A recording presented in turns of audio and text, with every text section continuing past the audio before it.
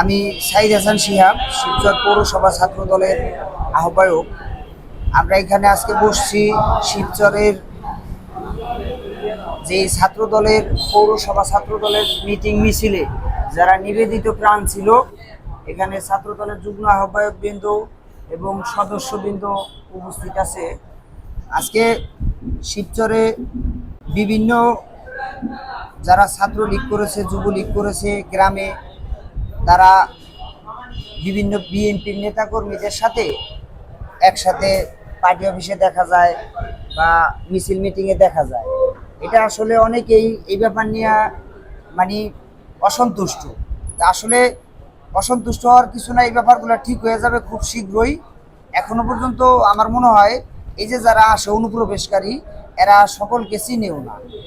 এরা ওই কারো বাইকনা, কারো ভাতিজা, হ্যাঁ, এই ধরে তারা চিন্তা করছে যে আমার মামায় বিএনপির নেতা, আমার কাকায় বিএনপির নেতা, আমিও তার কাছে যাবো। কিন্তু তারা কিন্তু সুবিধাবাদী, আর সুবিধাবাদী কখনোই ভালো না। সুবিধাবাদী ভালো না, কারণ সুবিধাবাদী এই আমলেও সুবিধা নিবে, সুবিধাবাদী ওই আমলেও সুবিধা নিবে।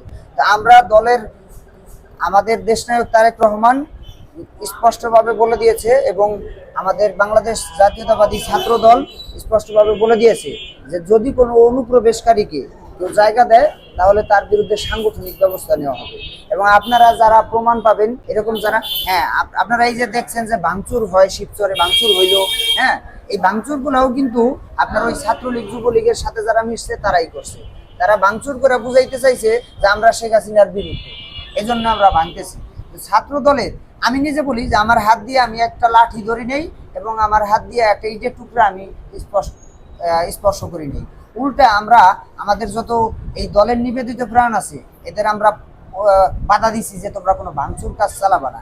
এই ভাঙচুর কাজগুলো যারা চালাইছে এরা সব সুবিধাবাদী, সুবিধাভোগী। যারা এই দলের সুবিধা ভোগ করে আইসা তারা এখন এই ভাঙচুর চালাইয়া বুঝাইতে চায় যে আমরা হইলো ছাত্র দল, আমরা যুব দল, এই নাম করার জন্য।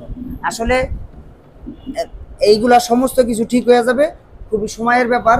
আপনার বর্তমানে বিভিন্ন গ্রুপিং আছে শিবচরে, গ্রুপিংগুলা ঐক্যবদ্ধভাবে হয়ে গেলে আপনার যারা নিবেদিত প্রাণ আছে, পুরান 17 বছরের যারা নির্যাতিত নেতৃবৃন্দ আছে, আপনার যুব দল, বিএনপি, ছাত্র দল যারা পুরাতন আছে, এরা ঐক্যবদ্ধ হয়ে গেলে অনুপ্রবেশকারীরা জায়গা পাবে না। এই বর্তমান চলমান বিষয়ে এই কয়েকটি কথাই বলবো।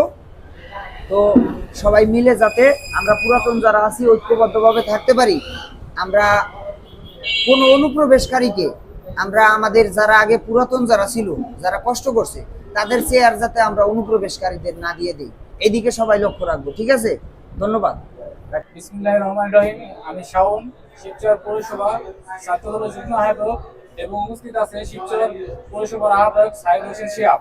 এই ফ্যাসিবাদী সরকার পতনে যেই সকল ছাত্রছাত্রীর জীবন দুঃসহ করেছেন এবং গুরুতর আহত হয়েছেন তাদেরকে আমি আবার স্মরণ করছি।